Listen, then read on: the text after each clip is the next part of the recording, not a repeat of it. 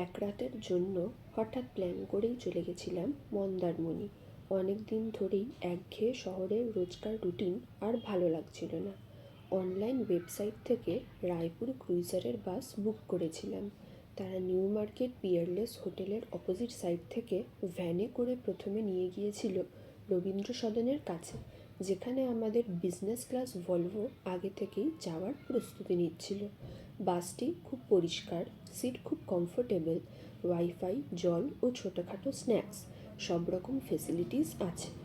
আপনারা online প্ল্যাটফর্মগুলোতে timing আর amenities check করতে পারেন।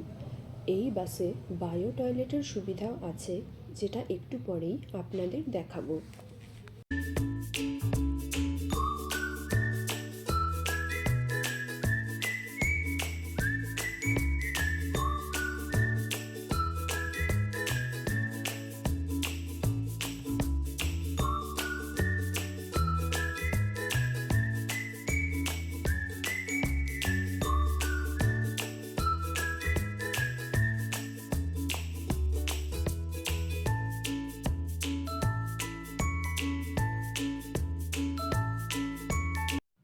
বাস ছাড়ার সঙ্গে সঙ্গেই আমাদের দিয়ে দিয়েছিল একটা করে ছোট জলের বোতল এবং সাথে ছিল মেনু কার্ড। সেখান থেকে নিজের প্রয়োজন মতো যে যা ইচ্ছা অর্ডার করতে পারে। তবে এখানে বলে রাখি, আমরা কোনো মিল আইটেম ট্রাই করিনি, শুধু চা আর নুডলস অর্ডার করেছিলাম।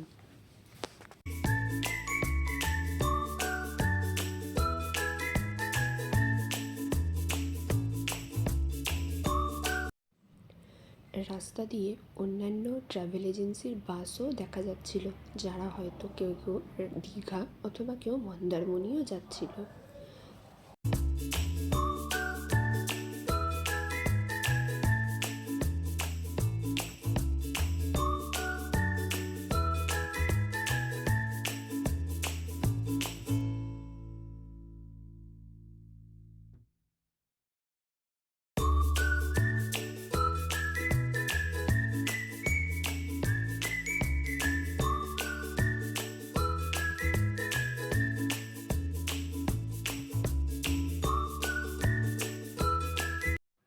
এখানে বলে রাখি, খাবার পর কফি মাগ এবং ফুড প্যাকেটগুলো ফেলার জন্য এরা একটা ডিসপোজেবল প্লাস্টিক ব্যাগও দিয়েছিল।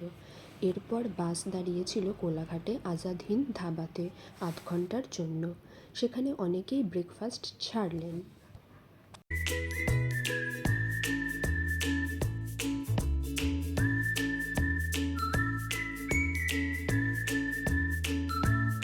এটা হচ্ছে বাসের বায়ো টয়লেট। জায়গাটা খুবই ছোট, তবে টয়লেটটি পরিষ্কার।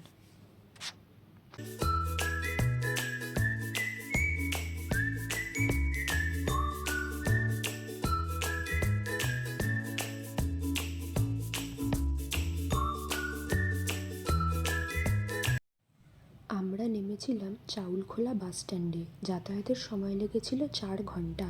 তবে ওই দিন সরস্বতী পুজো থাকায় রাস্তাঘাটে একটু জ্যাম পেয়েছিলাম। চাউলখোলা থেকে আমাদের হোটেলের দূরত্ব ৩০ মিনিট টোটোতে। বাস স্ট্যান্ডে অনেক খাবার হোটেল আছে, আপনারা লাঞ্চ বা শুকনো স্ন্যাক্সও নিয়ে নিতে পারেন। টোটোর চালককে আমরা পরদিনের ফেরার জন্য আগে থেকেই বলে রেখেছিলাম এবং ওনার কন্ট্যাক্ট নাম্বার নিয়ে নিয়েছিলাম। দুপুর ১টা নাগাদ আমরা পৌঁছেছিলাম ক্যান্ডেলউড পার্ক বিচ রিসর্টে। এর বিভিন্ন রকমের রুম অ্যাভেলেবল আছে। আপনারা অনলাইন ওয়েবসাইটে এর সমস্ত ডিটেলস পেয়ে যাবেন। আমরা ছিলাম ভিন্টেজ কাপল স্যুটে। হোটেলটা অসাধারণ সুন্দর। তাদের এই সাইডের প্রপার্টিটা মূলত কাপল বা ফ্যামিলি স্পেসিফিক। যারা প্রাইভেসি পছন্দ করেন তাদের নিরিবিলি পরিবেশ খুব ভালো লাগবে। আর যদি একটু কম বাজেটের মধ্যে বা বন্ধুদের গ্রুপে আসতে চান, তাহলে এদের কটেজ প্রপার্টিটাও নিতে পারেন। সেটা হবে সি ফেসিং। বলে রাখি, এনাদের প্রাইভেট বিচ, সুইমিং পুল ও স্পা এসবেরও সুবিধা রয়েছে। আমরা সবটাই তুলে ধরেছি এই ভিডিওতে।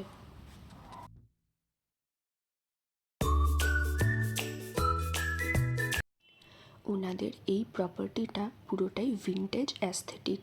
এখানে সমস্ত রকমের ফ্যামিলি ও কাপল ফ্রেন্ডলি রুম আছে, আপনারা সেটা ওয়েবসাইট থেকে পেয়ে যাবেন। এই পুরো প্রপার্টিটা খুবই পরিষ্কার পরিচ্ছন্ন এবং এখানে সার্ভিসের জন্য যারা ছিলেন তারা সবাই খুবই ফ্রেন্ডলি এবং সবার ব্যবহার অত্যন্তই ভালো। চলুন এবার আপনাদের রুমের ভেতরটা একবার ছোট্ট করে দেখিয়ে দিই।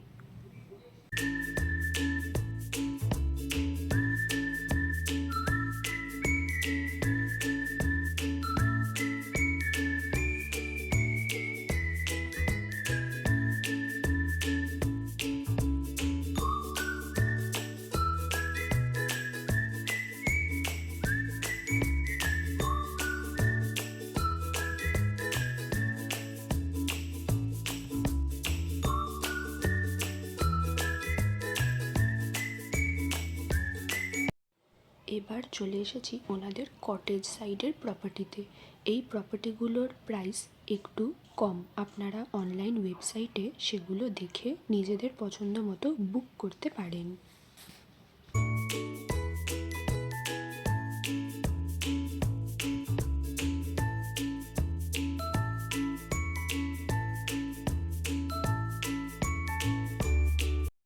কটেজ সাইডের প্রপার্টির এখানেই আপনারা পেয়ে যাবেন প্রাইভেট বিচ এবং স্পা কর্নার।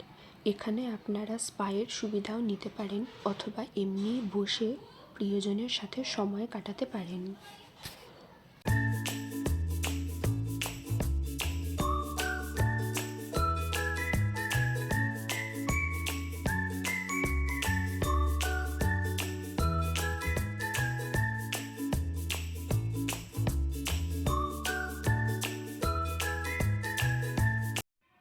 এরপর ওনাদের ডাইনিং এরিয়াতে চলে গেলাম লাঞ্চ সারতে।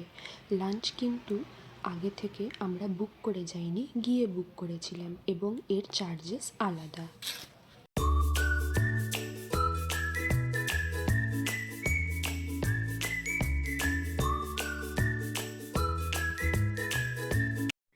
এবার আমরা আসছি সুইমিং পুলের সাইডে। পুলটা অসাধারণ সুন্দর এবং আমরা এখানে অনেকক্ষণ দারুণ সময় কাটিয়েছি। বলে রাখি, পুলের জল কিন্তু খুব পরিষ্কার ছিল এবং এটা ভালো মতোই মেনটেন করা হয়। এখানে আপনারা কোনো রকম স্মোকিং করতে পারবেন না। এখানে আছে একটা ছোট্ট মিনি বার, যেখান থেকে আপনারা হয় মকটেল নয় ককটেল অর্ডার করতে পারেন।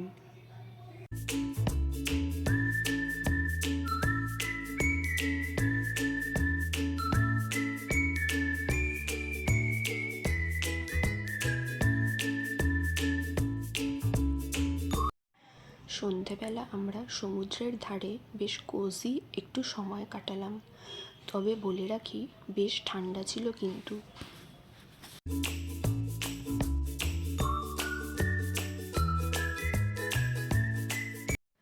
পরদিন সকালে আমরা চলে গেছিলাম সমুদ্র সৈকতে।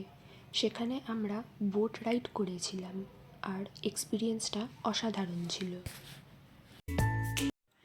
এরপর চাউলখোলা থেকে আমরা বাসে উঠলাম দুপুর 2:10 নাগাদ। আমরা বুক করেছিলাম কালো সোনা স্লিপার বাস। আপনারা অনলাইন ওয়েবসাইট থেকে এই বাস বুক করতে পারেন। বাসের ফেসিলিটিস ছিল আগের বাসের মতোই, উল্টে এই বাসে আমরা পেয়েছি স্লিপারের ব্যবস্থা।